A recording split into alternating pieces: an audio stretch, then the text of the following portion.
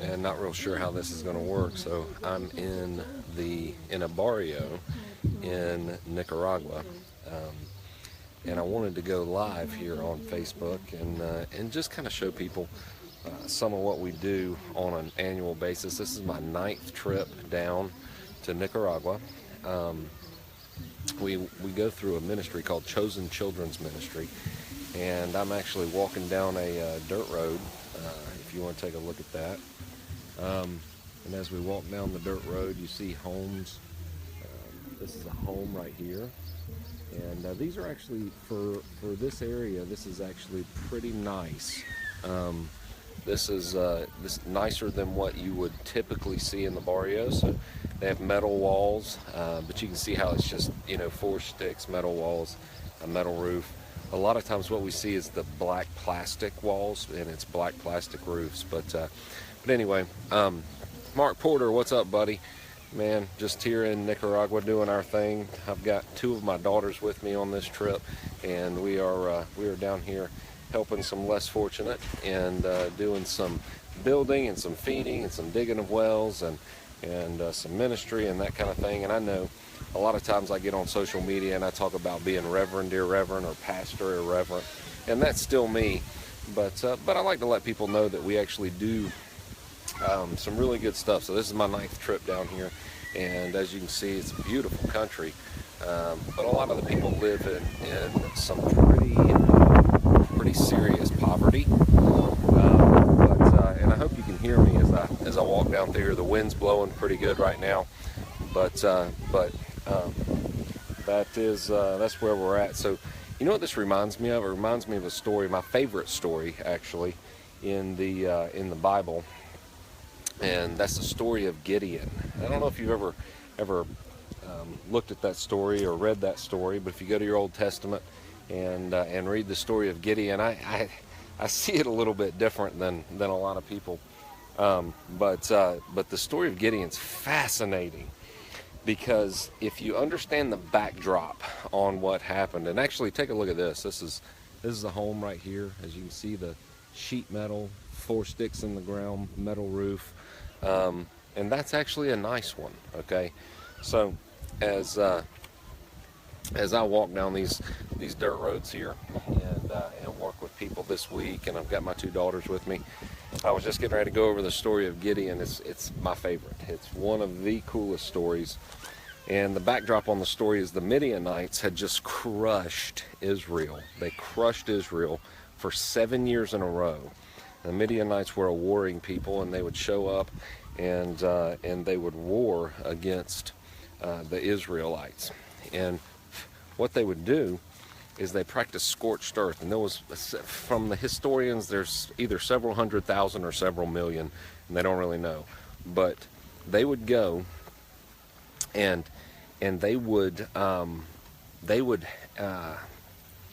practice scorched earth, which means they would crush everything. They would take the water. They would bury the wells after they took what water they could get. They would take their women, their children. They'd raise the children as their own, as warriors or as slaves. They would take older people as slaves. They would kill all the males, so there would be no warriors to fight them the next year. 7 years they did this. They would take all the food, all the goats, cattle, everything, whatever they didn't take, they would kill, burn, bury. Okay? And so it left nothing. And that's the backdrop to the story. And Gideon is sneaking around, hiding in caves. And I'm reminded of it here when I'm in this country, because Gideon, as he was sneaking around hiding in caves, he had an opinion of himself. And his opinion of himself, as you learn through the story, is that he was the least of the least of the least. Okay? Because as he's sneaking around, trying to stay alive, hiding in caves, demoralized, an angel of God shows up and says, "Hail, mighty man of valor, God is with you." Man, that is the most fascinating thing. When I read that verse, I went, first of all, he's sneaking around in caves, and it shocked him just like it shocked me when I read it, because I looked at the words and I went, hail? Hail is a sign of respect for a leader. It's a sign of respect, and the angel showed great respect to Gideon. saying hail. And so, angels in the Bible, they could only repeat what they heard God say. So they're messengers. And so he was repeating what God said. So literally it was God saying hail, giving Gideon great respect. Mighty man of valor. Okay, so mighty man, a man of great renown, a man that had done great deeds already of valor, right? And then it said, God is with you. And Gideon literally just about dropped his lunch. He looked at me with a confused look on his face. He goes, who are you talking to? Hail, mighty man of valor. Are you a lunatic? I'm sneaking around hiding. Have you missed the last 7 years, Angel? Are you just now showing up and you meant to come a while back or something? Or maybe you're lost. And he said, let me tell you, out of the 12 tribes of Judah, this is what Gideon thought he was, out of the 12 tribes of Judah, he said, mine is the least. He said, out of all of the families in my tribe, mine is the least. He said, out of all the men in my family, I am the least. Isn't that crazy? So the angel looks at him and says, hail, mighty man of valor, God is with you. And Gideon says, you're crazy. I come from the least of the tribes. My family's the least in my tribe. And I am the least of the men in my family. I'm the weakest. I'm of no account. That is how Gideon saw himself. Isn't that fascinating? That is so fascinating that he saw himself that way. So I'm reminded of this story as I walk through these barrios in Nicaragua this week. And while it's beautiful country, you can see the poverty that people live in. And you're going to be shocked for me to tell you that this is a nice place. Right here behind me, this building behind me, it's even got concrete walls. That's unbelievable, right? That never happens in these barrios. This person's rich, all right? And so as we're talking about the story of Gideon, he saw himself, he's from the least of the tribes, his family's the least in the tribe, and he's the least in his family of all the men. And he's sneaking around trying to stay alive, hiding from the Midianites. And an angel shows up and says, hail, which is a sign of great respect, mighty man of valor, somebody who's done great deeds and accomplished great things. God is with you. Are you kidding? God is with me. I have to sneak around just to stay alive. God is with me. You're crazy. That is what Gideon said to the angel. And here's my favorite part of the entire story, and it's what I'm going to touch on right now. This is what happened. You're going to be surprised at this. He says, the angel looks at him, and instead of addressing any of what Gideon just said, instead of addressing any of the legitimate excuses, complaints, things that are happening, going on, right? Because the Midianites crushed Israel 7 years in a row. So instead of addressing any of that, the angel looks at him and says, go in your power and save your people. Oh my gosh, is that not crazy? The angel didn't even address anything. He said, go, which is an action word, which means Gideon, take action. Quit sneaking around, take action, go. And he said, and save your people. Do something. Isn't that crazy? Hey, Brandon, Clifton, good to see you on here. Madeline, Moody, Maddie, it's good to see you on here too.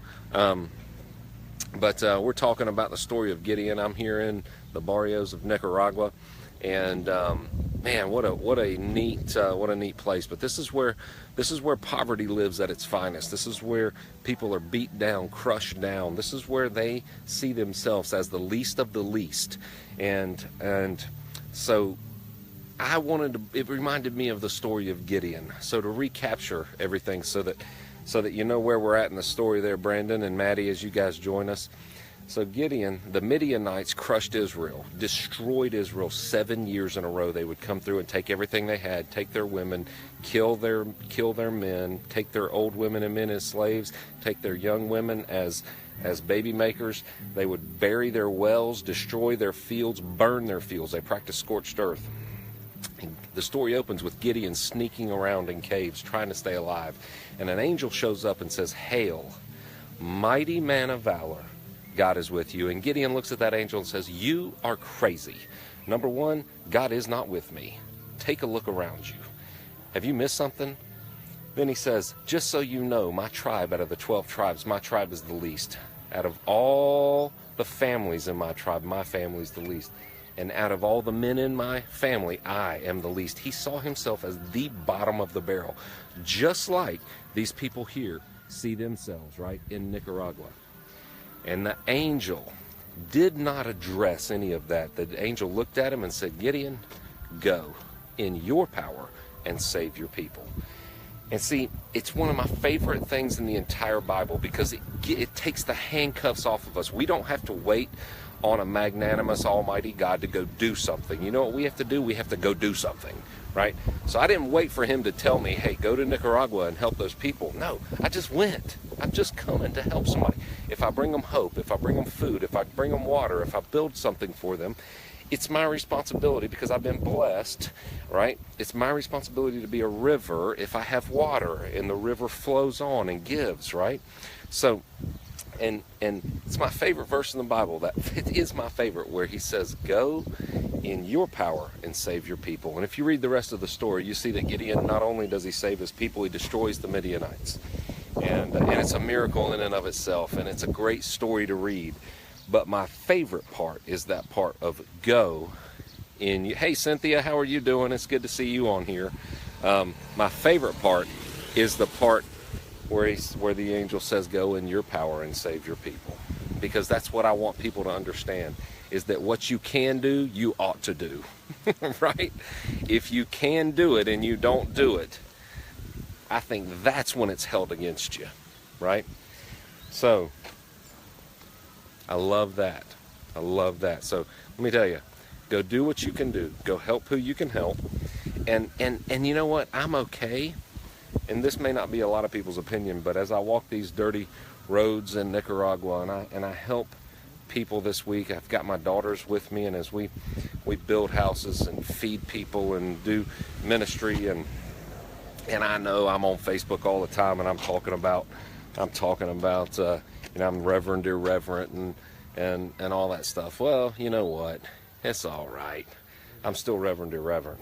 But man, you got to know that behind the bravado is somebody that really loves people and cares about people. This is my 9th trip down here in the last 8 years, and I'll be honest with you, I always get more out of it than I give. No matter how much I give, it always comes back to me, pressed down, shaken together, running over. Do men give unto my bosom? For with the same measure I meet withal, it is measured unto me, correct? And that is where we're at, right? So, anyway, just wanted to do a Facebook Live here and talk about the story of Gideon, because as I walk these roads, I was reminded, as I see people that are beat down, man, they don't believe in themselves. My message to them is one of hope. Believe in you and go and save your community. This community can be turned into a thriving, a bustling community. And you may not be able to see it from me showing you right here, right? But I know it can. I've seen it happen here because people care, and people fall in love with their neighbors, and they start caring about the people around them, right? And they go in their power and save their people. So, we're all one people, right? I don't really see the Nicaraguans any different than I see Americans. I don't see Americans any different than I see the Russians. I don't see the Russians any different than I see the Middle East. We're all people. And that's what I think we are called to do, is to go and love on somebody, right? Love your neighbor as yourself. But guess what? It first has to start with you. That means you have to love you first. And when you love you first, then it gives you the ability to love your neighbor. I hated myself for so long. You know, when I hated myself, I never once went and helped another person, not one time. But now